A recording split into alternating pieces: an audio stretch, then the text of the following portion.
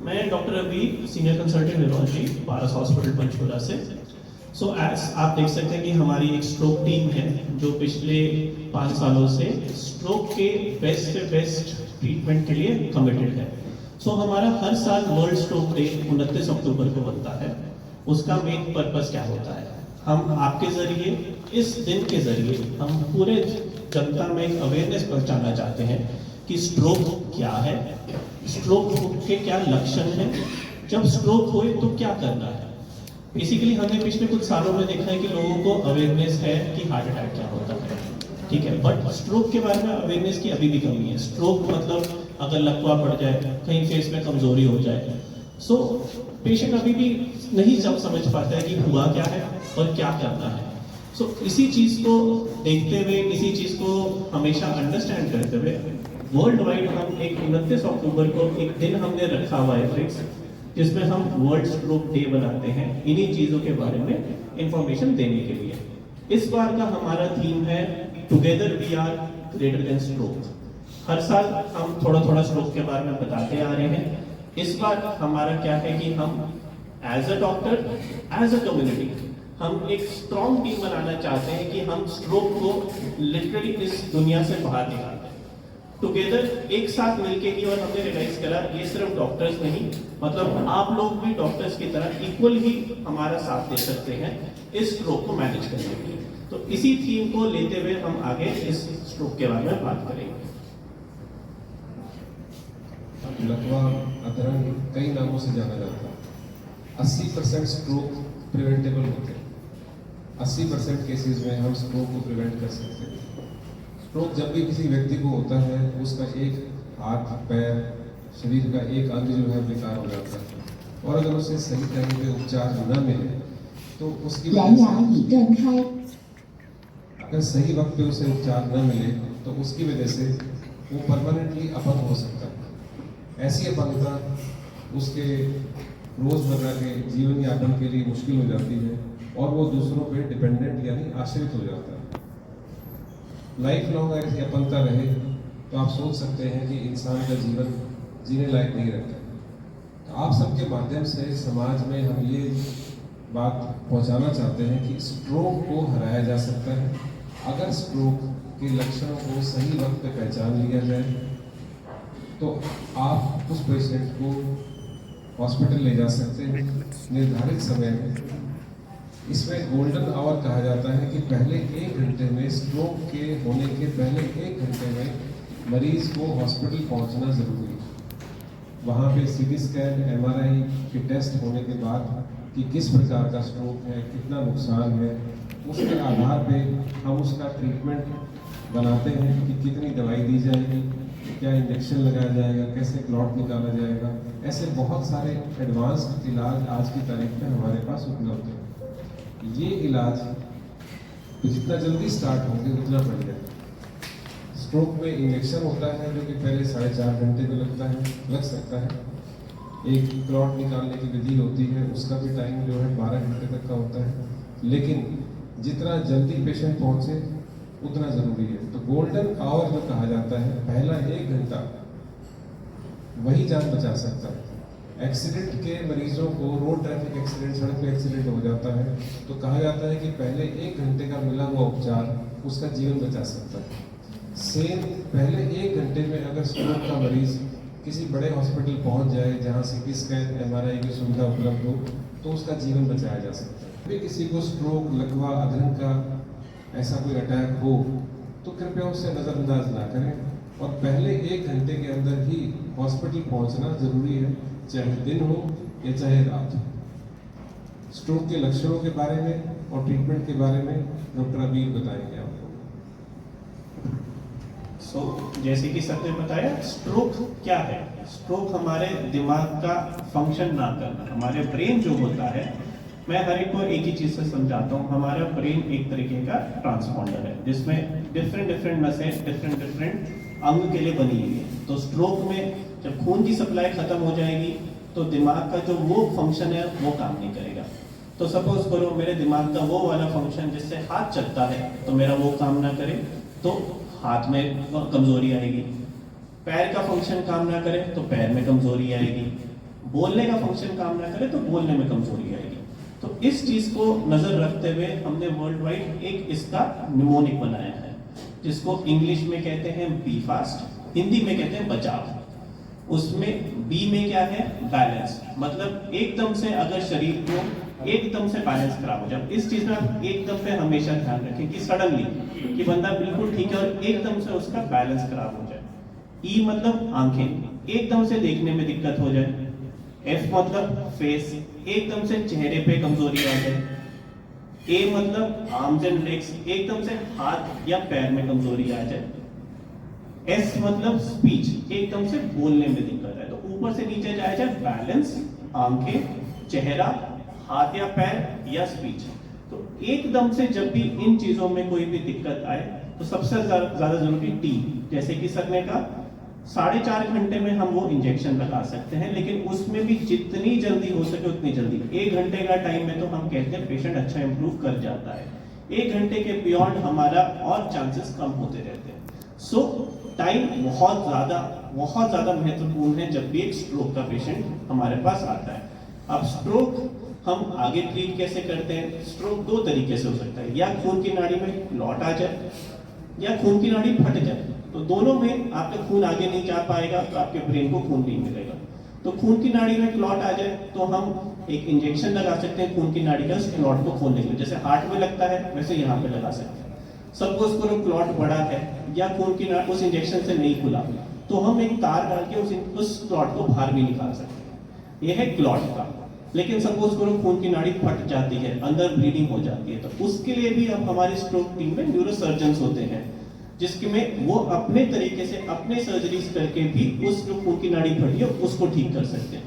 इस पे फर्दर बताने के लिए यहाँ पे आपको डॉक्टर अमन बताएंगे। मैं हूँ डॉक्टर अमन बातिश, कंसल्टेंट न्यूरोसर्जरी। मैं एक ब्रेन और स्पाइन सर्जन हूँ।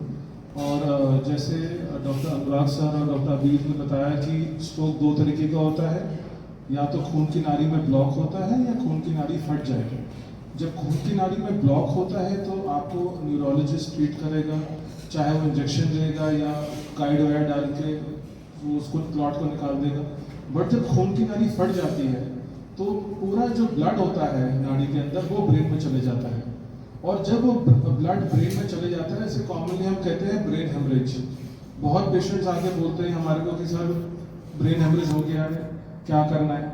उस कंडीशन में यूजुअली सबसे पहले आपको एक न्यूरोलॉजिस्ट देखेगा। अगर न्यूरोलॉजिस्ट देखेगा उसको लगेगा कि ब्रेन हेमरेज बहुत ज़्यादा है तो एक न्यूरोसर्जन का ओपिनियन लेगा। अगर ब्रेन में प्रेशर ज़्यादा है, ब्रेन के अंदर ब्रेन एक तरफ शिफ्ट हो रहा है, उस कंडीशन में फिर हमारे को सर्जरी करके उस ब्लीड को बाहर निकालना होता है। ब्रेन में ब्लीड हमेशा एक बहुत ही बड़ा कॉम्प्लिकेशन होता है, क्योंकि ब्रेन से ब्लीड निकालना इतना आसान नहीं होता है और ब्रेन इतना प्रेशर झेल नहीं पाता। तो जब भी ब्रेन हेमरेज होता है, जल्दी से जल्दी आपको एक न्यूरोलॉजिस्ट या न्यूरोसर्जन को दिखाना है कि अगर ज़रूरत है तो with in the next few hours ऐसे पेशेंट की सर्जरी हो जानी चाहिए। और ब्रेन हेमरेज के पेशेंट्स अगर टाइमली ऑपरेट हो जाए, अच्छी केयर हो जाए, उनका रिहैबिलिटेशन अच्छा हो तो पोस्ट ऑपरेटिवली ये पेशेंट्स अच्छा करते हैं। लेकिन अगर यही पेशेंट्स ब्लीडिंग के बाद आपके पास लेट आते हैं तो आउटकम बहुत ख़राब होता है। तो जैसे सर ने कहा कि आपको इंजेक्शन लगाने का टाइम है 4 घंटे, 12 घंटे में क्लॉट निकालने का है, उसी तरीके से जब भी ब्रेन हेमरेज होता है और बड़ा है तो आपके पास टाइम बहुत कम होता है to get a surgery done. Usually जब पेशेंट हमारे पास आता है हम कोशिश करते हैं कि within 1 hour patient operation के टेबल पे शिफ्ट हो जाए और उसकी सर्जरी शुरू हो जाए। इसके बाद हमारे पास not only neurosurgery, neurology but neuro intensive care भी है, जिसमें पेशेंट जो स्ट्रोक का आता है, चाहे सर्जरी हो चाहे क्लॉट हो, उसकी केयर होती है वहाँ पे और उसको धीरे धीरे इम्प्रूव करा जाता है और फिर उसकी फिजियोथेरेपी और रिहैबिलिटेशन होती है।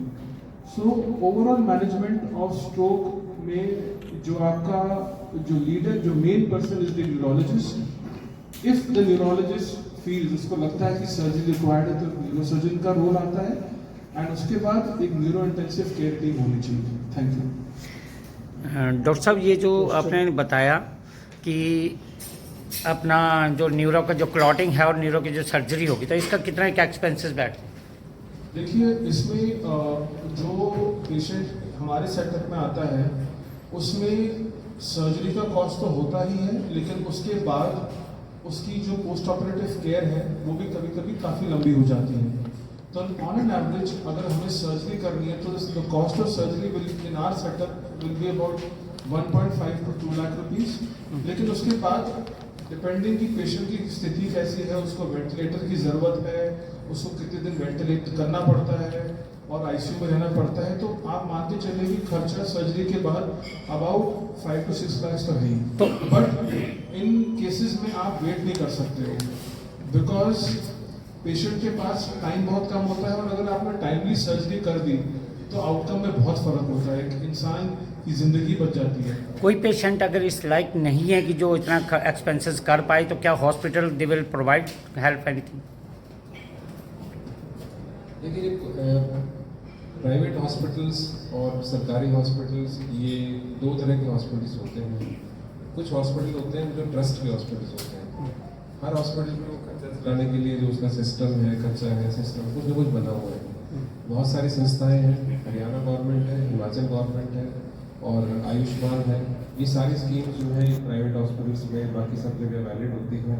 सेंट्रल गवर्नमेंट, आर्मी केसेस, ये सब अवेलेबल है। तो हम सब लोग यहाँ मिलकर ही ट्रीटमेंट करते हैं, चाहे वो पीजीआई है या बत्तीस का हॉस्पिटल है या हम लोग एक टीम है। कोऑर्डिनेटेड पेशेंट के इंटरेस्ट में इलाज किया जाता है ताकि पेशेंट के ऊपर खर्चा भी ना पड़े ज़्यादा और उसका इलाज भी बखूबी हो जाए। ये सारी केस टू केस डिपेंड करती है। आपको पता चल जाए कि स्ट्रोक हो रहा है मेरे मरीज को, तो फिर क्या करना है वो बता दिया। बट उससे ज़्यादा ज़रूरी है स्ट्रोक से बचना कैसे है। जैसे कि सर ने कहा, बिल्कुल ठीक कहा, हम में से हर 4 में से एक बंदा यानी 25% बंदे को रिस्क है स्ट्रोक होने का। मतलब जस्ट इमेजिन, हम 3 लोग बैठे हैं, चौथे बंदे को स्ट्रोक हो सकता है, ठीक है। और इतना जब हाई है, और उसमें भी एक और सबसे सबसे अचंभित फिगर ये है कि 80% स्ट्रोक हमारे प्रिवेंटेबल है। मतलब हम 80% स्ट्रोक से बच सकते हैं। कैसे? सिंपल चीजें, बहुत ही सिंपल, जो शायद हम बचपन से सुनते आ रहे हैं बट शायद हम ध्यान नहीं देते आ रहे हैं।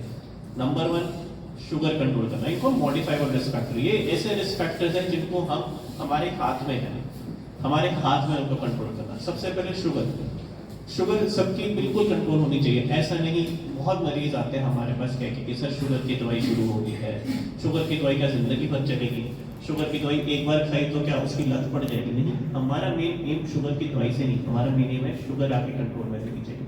ऐसा ही बीपी भी आपका लाइफ लॉन्ग बीपी हमेशा कंट्रोल में होना चाहिए। एक फिगर मैं हर एक को बताता हूँ, 140/90, उससे नीचे आप बीपी हमेशा कंट्रोल करके रखिए।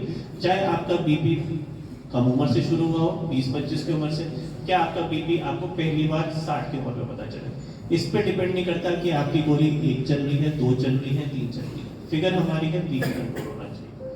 तीसरी चीज कोलेस्ट्रॉल आप अपना कंट्रोल करिए। हर एक को पता है, हर एक को कोलेस्ट्रॉल, हर कोई हमारे पता है सर हमारा कोलेस्ट्रॉल बढ़ गया, बट उसका महत्वपूर्ण समझिए कि ये चीजें कंट्रोल करोगे ना ही स्ट्रोक, हार्ट अटैक, मतलब आपकी शरीर की आधी प्रॉब्लम्स ठीक हो जाएंगी। चौथी चीज जो आजकल आप लोगों ने भी देखी होगी, हमने भी बड़े होते थे देखिए कि सेडेंटरी लाइफस्टाइल। मतलब अब हम शायद आप अपने बचपन में भी काफी खेलते थे, हमने भी अपने बचपन में खेला, बट जैसे जैसे लाइफ बढ़ती जा रही है, ज्यादा जिंदगी हमारे कंप्यूटर्स के सामने निकल रही है, मोबाइल्स में निकल रही है, बाहर खेलना काफी कम हो चुका है। इनफैक्ट एक हफ्ते में 150 मिनट वॉक, यानी रोज की 25 मिनट, एक दिन छुट्टी भी ले लो तो 6 दिन, रोज की 25 मिनट वॉक, यानी हफ्ते में 150 मिनट अच्छी ब्रिस्क वॉक आपको स्ट्रोक से बचा सकती है। तो सिंपल चीज है, शुगर, बीपी, कोलेस्ट्रॉल, साथ में आपने डेली एक्सरसाइज करनी है थोड़ी। 5वीं चीज जो स्मोकिंग, अल्कोहल, मतलब एक ऐसे चीजें जो हम डेफिनेटली रोकना चाहते हैं, जिसको रोकने के लिए गवर्नमेंट ने आज स्टेप्स भी उठाए हैं, ये कि स्मोकिंग, अल्कोहल रोको, आपकी ये प्रॉब्लम्स बंद हो जाएंगी। सो ये एक ऐसी चीज है स्ट्रोक। अब जैसे कि सर ने पूछा डीप स्ट्रोक, वो थोड़ा ये हमारा स्ट्रोक है कि हाँ क्लॉटिंग या ब्लड लीक, बट हाँ पानी कम होने के कारण भी थोड़ा खून गाढ़ा हो सकता है, जिसके कारण ये हो सकता है। तो बेसिक चीजें वही आ जाती है हर एक की। शुगर, बीपी, कोलेस्ट्रॉल, डेली की एक्सरसाइज, स्मोकिंग बंद करो, अल्कोहल बंद करो, ठीक है। इन सारी चीजों को आप करेंगे तो जस्ट इमेजिन कि हमारे जो स्ट्रोक हम हर 4 में 1 बंदा कह रहे हैं, वो इजीली कन्वर्ट हो सकता है हर 10 में 1 बंदा। इतना बड़ा गैप आ सकता है। से मैंने उस पॉइंट को उजागर करने की कोशिश की थी। घर पे ये रक्षण मिले बिना टाइम वेस्ट करे, चाहे वो रात के 12 बजे हो, सुबह के 3 बजे हो, या किसी भी टाइम कहीं पे भी हो, अपने पास के अस्पताल में जहाँ पे सीटी या एमआरआई की सुविधा है, वो भी इसलिए ताकि हम बता सके। हम भी कोई देख के नहीं बता सकते कि इसमें खून की नाड़ी फटी है कि खून की नाड़ी ब्लॉक, वो सिर्फ और सिर्फ सीटी स्कैन बता सकता है। तो ऐसे पास के अस्पताल में जहाँ पे सीटी स्कैन की सुविधा अवेलेबल हो, वहाँ पे जाएं, वहाँ पे जाके सीटी स्कैन करा के ट्रीटमेंट शुरू करवाएं, और उसका बड़ा प्लॉट है तो जैसे कि सकने का ट्रिप एंड शिफ्ट, हम दवाई शुरू करके एक बड़े अस्पताल में शिफ्ट करेंगे कि अगर उसकी जरूरत पड़ती है। आधे तो हमारे जैसे आपने कहा पेरिफेरी में, हिमाचल, पंजाब, हरियाणा, यहाँ पे क्योंकि बहुत दूर है बड़े अस्पताल, और हम नहीं चाहते टाइम वेस्ट हो, तो सबकी ट्रीटमेंट पेरिफेरी में शुरू हो जाती है। इतने मरीज हम पेरिफेरी में कह देते हैं कि दवाई शुरू कर दो, फिर हमारे पास शिफ्ट करना। डॉक्टर साहब, जैसे आपने बोला कि सुबेरे ये जल्दी थोड़ा पानी पी लेते हैं, जैसे 10-20 ml, 50 ml या आधा गिलास, तो उसमें हमें इस चीज़ से हेल्प मिलती है प्रिवेंशन में, यानी कि स्ट्रोक टाइप में। तो क्या ये ठीक है बेनिफिट? नहीं, ये ठीक नहीं है सर। देखिए, हमारे शरीर के अंदर आपको मालूम होगा कितने % पानी होता है? 70 से अबव भी है, 73, 70। अगर 70% पानी है तो ऑब्वियसली हमारे शरीर में पानी की कोई कमी नहीं होती। आपने पानी पिया, आपके स्टमक में पानी गया, वहाँ से वो इंटेस्टाइन में जाएगा, उसके बाद जब एब्जॉर्ब होगा फिर वो जाके बॉडी में यूज होगा, वहाँ तो पहले ही पानी है। तो उस चीज़ से हमें कोई बेनिफिट नहीं मिलता है। रादर बहुत से लोगों को तो हम ये कहते हैं शाम को 7 बजे के बाद, 8 बजे के बाद पानी कम पिए, नहीं तो रात भर उठ के पेशाब करते रहेंगे। देखिए, स्ट्रोक है या एक नॉर्मल रोड ट्रैफिक एक्सीडेंट, दोनों बातें लगभग सेम है। आपका रोल, आप मतलब समाज का रोल, समाज का रोल सिर्फ इतना है कि गाड़ी नियमित स्पीड पे चलाएं, गाड़ी तेज ना चलाएं, इधर उधर रिस्की ड्राइविंग ना करें, तो आप एक्सीडेंट से बच सकते हैं।